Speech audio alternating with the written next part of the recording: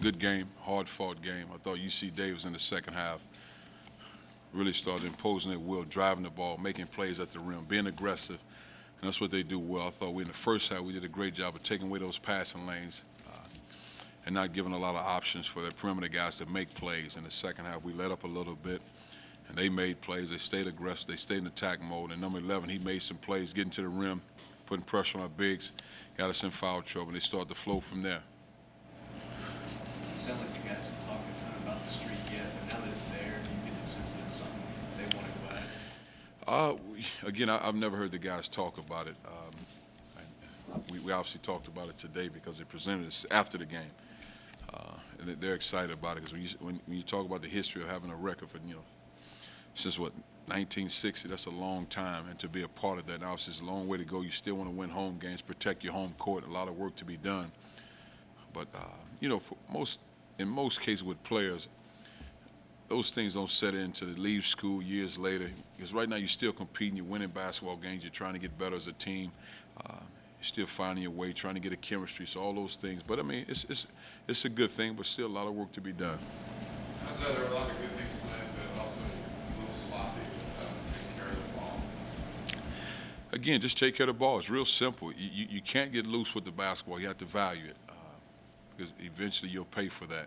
And it just something we talked about, have to continue to work it. I just think that's an individual thing, taking pride in taking care of the basketball, not being loose with the ball. And it's not about what the score is, and let me just kind of be carefree.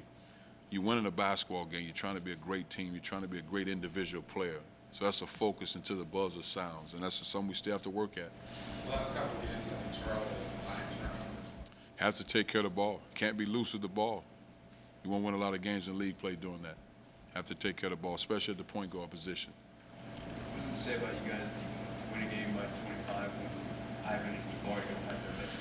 Well, I just think guys played well. The one thing about Ivan, obviously, the hand's still coming around, but it's just when you defend, it's like I told our guys, you have to hang your hat on defending, rebounding, playing hard.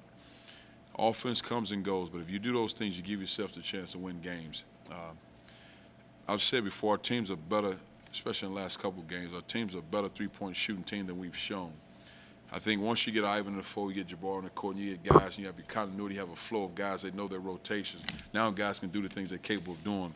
But when you have guys kind of in and out, guys are injured, it's hard to get into a flow and a rhythm because now obviously you got a guy that's playing a two-guard position. He's your power forward. So I just think now we're starting to get into form. If we can continue to stay healthy, now we can get practices on our belt. Because even Ivan, I thought he's had some great games, but he hasn't had a lot of practices under his belt. Same way with Jabbar. So now we have to get in the rhythm as a team and continue to push forward. What's your practice schedule like this week? We'll take off tomorrow for sure. And then I think we'll either take off Wednesday or Thursday. I think Thursday is the heavy day, so I think that might be the day we'll take off. But I think one or two of those days there's an 8 a.m. practice just because of the class schedule. Then there's one I think maybe at 6 p.m. And it just those are the times that most guys can be at practice. Yes. Talk about Cole Willie's performance tonight, he had 10 points tonight. Just because of the development, how he's progressed, taking the one where you can tonight. Well, the thing with Cole, for me, it's really not a surprise because he works so hard. He came in, 185, 180, and now he's 230 pounds, might be a little bit heavier, I should say muscular. But he works hard. He works on his three-point shot, works on his ball handling, works on his defense. But again, he goes against King, Cam, Ivan, Marcus Lee every day. So the elbows are getting hit. He sees all that, and he battles. He's very intelligent. He understands angles. He knows he scores those points just doing what he's supposed to do. Nothing special, nothing flashy. Here's a case of a guy who works extremely hard and he carries out his assignment. And we talk about that all the time. And that's a product of a young man that carries out his assignment and he's ready when his number's called. And when he stepped on the floor, it didn't surprise me that he would be ready to play. And I knew he'd be ready to play, locked in, and that's the type of guy he is. You talked about Charlie's ball handling, taking care of the ball. Is that just part of the growing pains, and is it something that you can live with when he's doing the things he's doing? I think it's one part of the growing pains. But I think a couple of those turnovers, he can do a better job. Like I think the last one he hit Ivan in transition, Ivan running two guys there. So he got to do a better job with that. I just, he's going to split the defense. He's going to make plays. That's what he does. He makes plays. And we talk about the ones that are legitimate turnovers, and we talk about the ones you loose with the ball. That wasn't the right decision. You didn't read the defense.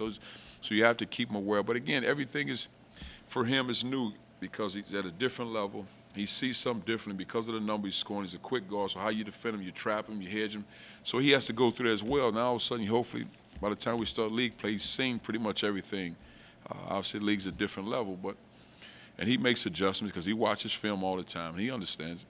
Is he kid that's pretty quick? If he makes a mistake, he's not going to make that same mistake. Oh yeah, I mean, but he's going to stay aggressive. He's not a guy that if something happens, all of a sudden he puts his head down. He's not as aggressive. He's going to play basketball, and that's the one thing I like about him. He's a basketball player. He's playing basketball. He's not out there making turnovers just to make them.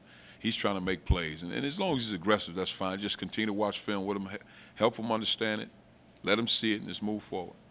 Cuonzo, Jabari, you pulled Jabari with like Yeah. 10 minutes left and was back to controlling him.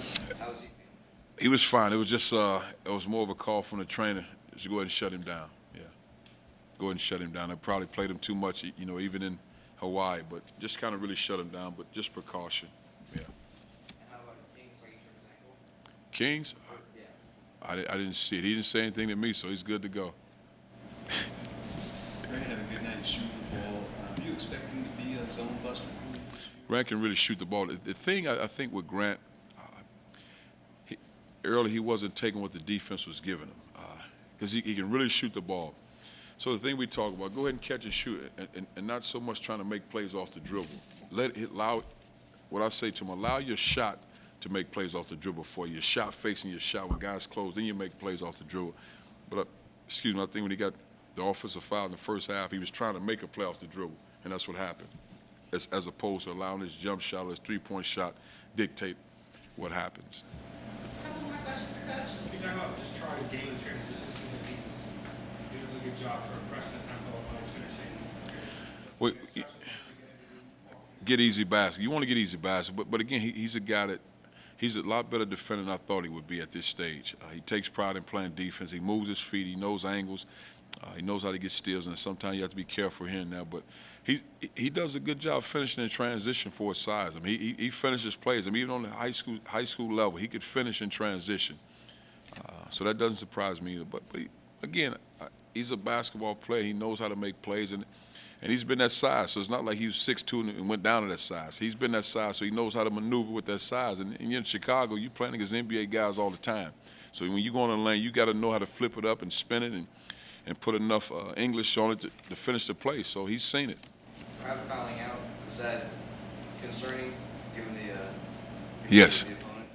Yes. I mean, it doesn't necessarily opponent because number 11 is aggressive. He was attacking the rim. He was strong. He was tough. He's a guy I like to have. I just think when you're playing defense, you're moving your feet, you're being sound, you're high hands, just principles. So, yes, it's concerning.